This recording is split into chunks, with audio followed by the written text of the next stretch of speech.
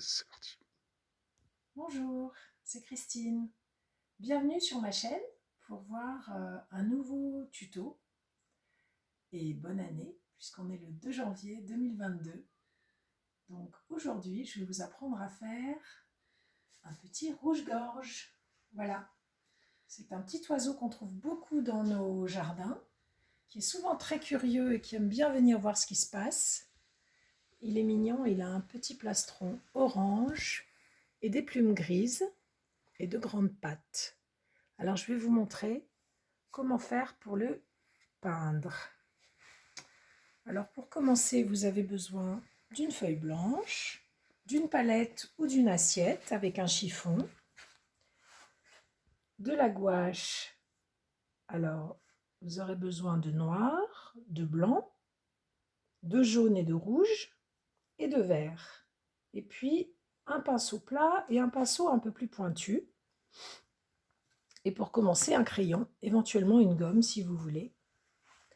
Donc pour dessiner, on va commencer par dessiner le petit rouge-gorge. On a besoin de tracer deux ronds, un comme ça et un au-dessus. Ici, on aura son œil, son petit œil rond, et ici, un bec un petit peu en l'air, pas trop long mais bien pointu. Ici, on a l'épaule qui démarre.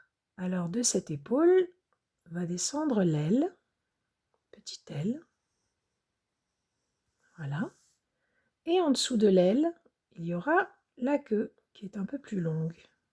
Et puis une particularité de cet oiseau rigolo, c'est qu'il a de grandes pattes, de longues pattes. Alors ces pattes font qu'il est obligé de sautiller par terre. On le voit sautiller dans nos jardins.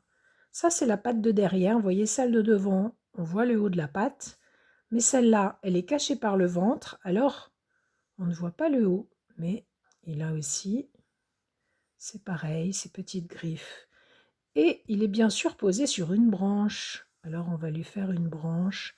Alors, vous voyez, moi, je fais des branches un petit peu irrégulières. Je trouve que c'est ça qui est joli dans la nature, c'est qu'il y a des choses qui ne sont pas trop régulières. Donc, vous pouvez faire comme ça. Ensuite, je prends mon pinceau, le pinceau plat, et je vais commencer par faire son petit plastron. Alors, étant donné que je vais avoir besoin que mon pinceau soit bien propre, je commence par le plastron. Je prends un peu de jaune, un peu de rouge, et vous voyez, je vais faire du orange. Et je cherche le orange qui me plaît pour faire son plastron. Il a vraiment un orange, orange un peu comme une orange. Alors là, je vais commencer, hop, je passe sur l'œil, je m'en fiche, je reviendrai après. Alors il a son petit plastron qui est comme ça, qui fait le tour de l'épaule, hop, qui descend sur sa tête, et puis qui rejoint le gros ventre, et là, il a du orange, c'est ça qui est très joli, et c'est pour ça qu'on l'appelle le rouge-gorge, sur sa gorge et le haut de son ventre.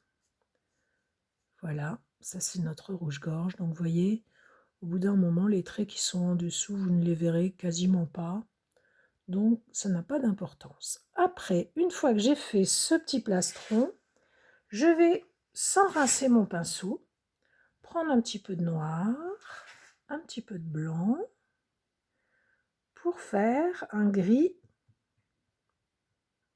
Il faut quand même que je mette pas trop de noir, ne mettez pas trop de noir, pour avoir un gris un peu clair. Et là, le orange qui était dans le pinceau vient se mélanger au gris, et c'est ça qui va faire que les plumes de votre rouge-gorge seront naturelles, c'est-à-dire qu'elles seront un petit peu orangées dans ce gris. Alors là, vous allez donner des petits coups de pinceau sur la tête, parce que c'est ce qui va faire qu'il y aura des petites plumes en fait. Tout ça, tout son petit plumage, on appelle ça le plumage de l'oiseau, bien sûr. Ce sont de toutes petites plumes. Alors là, Vous voyez, je descends, je fais le tour de son petit, de ce orangé. Et alors par endroits, vous voyez, par exemple, là, vous allez arriver sur le dos. Donc, vous allez reprendre un petit peu plus de blanc pour que le plumage change un peu de couleur selon les endroits. Donc là, en arrivant sur le dos, hop, je donne toujours mes petits coups de pinceau, vous voyez, comme ça, en faisant un peu des traces, parce que c'est ce qui va donner l'impression du plumage, des petites plumes. Donc voilà, là j'ai mon gris qui est vraiment un petit peu orangé sur le dos, c'est pas mal. Vous pouvez faire différemment si vous voulez, il n'y a pas de règle.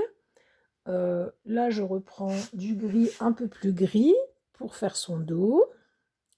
Je descends, et là je vais arriver à l'aile. Alors je vais faire son aile. Vous voyez, là je dépasse un peu pour la faire un peu plus grosse que ce que j'avais prévu au départ. Donc son aile, je reprends un peu de gris de temps en temps. Et voilà, je fais son aile toujours avec des petits coups de pinceau. N'hésitez pas vraiment à faire des petits coups de pinceau qui se voient.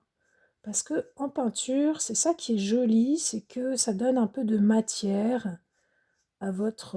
il ne faut pas que les choses soient trop bien faites, trop uniformes. C'est un peu casse-pied. Donc là, on va mettre un peu plus de blanc ici, au-dessus de son épaule. Et aussi, je veux vous dire que sur son ventre, il y aura un plumage qui sera un peu plus blanc que ce qu'on l'a fait sur ailleurs. Alors en fait, moi, je vais même reprendre un peu plus de blanc parce que j'en ai pas assez. Vous voyez, donc de temps en temps, vous vous arrêtez. S'il vous manque une couleur, vous en reprenez. Donc, je vais prendre vraiment du blanc et je vais lui mettre du blanc là sous son petit plastron parce que j'ai remarqué que les rouges-gorges ont vraiment du blanc sur leur petit bidon. C'est très mignon. Voilà. Donc, je continue avec mon gris. Et en fait, je remplis tout le reste.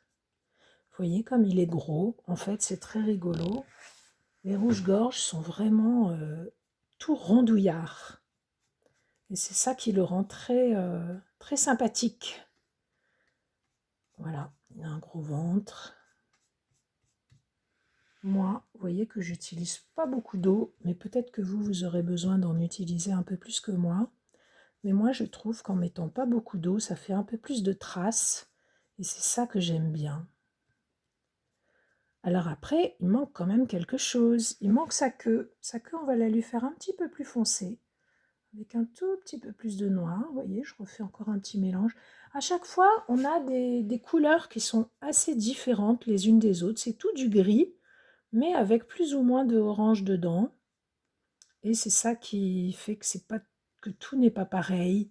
Donc faites bien vos petites couleurs. Alors vous voyez, la queue a tendance à aller vers l'intérieur au bout. Voilà, maintenant on a le corps de notre cher rouge-gorge. Si vous avez un petit pinceau un peu plus fin, vous le prenez, vous mettez du noir dessus et là on va lui faire son œil. Il a l'œil tout rond, mais vraiment tout rond et même assez gros pour un petit oiseau. Voilà, et ensuite on va lui faire son bec. Alors pour le bec, je me sers toujours du même pinceau avec un peu de noir dessus, mais je vais aller dans le gris pour lui faire son bec un petit peu gris, gris foncé. Et là, voilà, moi je l'avais dessiné un petit peu long son bec, donc je vais m'arrêter, je gommerai. Donc voilà, pour moi, son bec est pas mal comme ça. Alors, maintenant, on va lui faire ses pattes. Pour les pattes, je garde le noir, bon, je peux un peu en essuyer, mais je garde le noir que j'ai sur mon pinceau et je vais me servir du orange. Vous voyez, je fais dans le orange, comme ça, je mélange et ça va me donner un rouge marron. Et c'est comme ça que je ferai les pattes, parce que le rouge-gorge a vraiment des pattes marron-rouge en fait. Donc, vous voyez, vous dessinez, hop, vous suivez. Alors, il a les petites pattes un peu raides, hein, là où elles sont longues. Et après, vous lui faites ses petits doigts crochus pour bien s'accrocher, ses petites griffes d'oiseau, pour pouvoir bien s'accrocher à sa branche. Deuxième petite patte, voilà. Et Donc, il a ses petites griffes. Ok, maintenant, je vous propose de faire cette branche qui est très importante parce qu'il faut qu'il puisse tenir dessus. Alors, on retourne toujours dans notre couleur foncée. Toujours, on prend un peu de orange avec, ou de rouge. Voilà, on fait un petit mélange comme on aime. Et on peut faire un gris-rouge ou rajouter un peu de noir, c'est comme on veut. Et alors là, on n'hésite pas à faire cette branche un petit peu irrégulière. Voilà, c'est comme ça que c'est dans la nature, c'est comme ça dans la nature. Alors on passe un peu entre les petites griffes de l'oiseau, hop hop hop. On ne cherche pas à ce que ce soit trop parfait, parce que c'est ça qui est sympa. Et voilà, on fait cette branche de manière un peu irrégulière. Par endroits, vous pouvez rajouter un peu de noir pour lui donner un peu plus de relief, vous voyez, comme ça, hop, un peu de noir sur la branche. Comme ça fait un peu les ombres et les lumières. Et du gris clair au-dessus pour faire un peu d'irrégularité dans ce bois. C'est du bois, alors le bois a plein de couleurs si on le regarde bien dans la nature.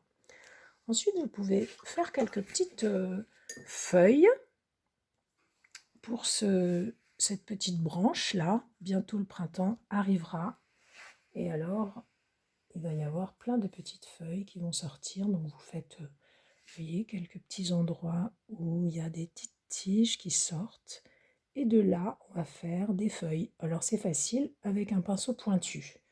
Vous faites comme ça, vous appuyez et vous remontez et voilà, vous avez votre petite feuille qui est faite. Mais bon, c'est beaucoup plus facile quand on a un pinceau, qui a un peu de qualité. Alors si vous avez, la possibilité de d'aller vous acheter un bon petit pinceau, ben, ça va vous aider parce que vous arriverez plus facilement à tout faire. Alors vous voyez, quand je fais ça, sur le bord des petites branches, il y a des toutes petites feuilles. Hop, voilà. Alors on peut faire ça, on reprend un peu de vert et hop, on recommence, un petit peu de feuillage. Des petites feuilles un peu irrégulières, toutes un peu différentes. Voilà, certaines qui sont un peu plus grosses que d'autres parce qu'elles sont devant. Et ensuite, des petites feuilles autour. Bon, après, normalement, notre oiseau est fini. Mais si vous avez envie, vous pouvez lui rajouter un tout petit peu de blanc sur son plumage. C'est très joli sur la tête. Donc, ça lui fera un peu de lumière sur sa tête et sur son plumage. Un petit peu de blanc par-ci par-là, sur le plastron. Bon, après, ça, c'est vous qui allez faire ce que vous aimez. Il n'y a pas de... Tous les oiseaux sont différents et vous verrez que même pour la même race, ils sont chacun très différents, plus ou moins gros, plus ou moins maigres. Donc faites comme vous aimez. Et si vous avez envie, vous pouvez aussi faire un petit fond vert ou beige, comme vous voulez. Donc vous prenez un peu plus d'eau et hop, vous lui mettez un petit fond. Voilà, derrière lui. Hop, hop, hop. Bon, pour le reste, je vous laisse faire comme vous voudrez. Vous pouvez même lui rajouter un arbre derrière lui si vous voulez. Voilà, moi je fais juste une petite, ce qu'on appelle une évocation d'un fond.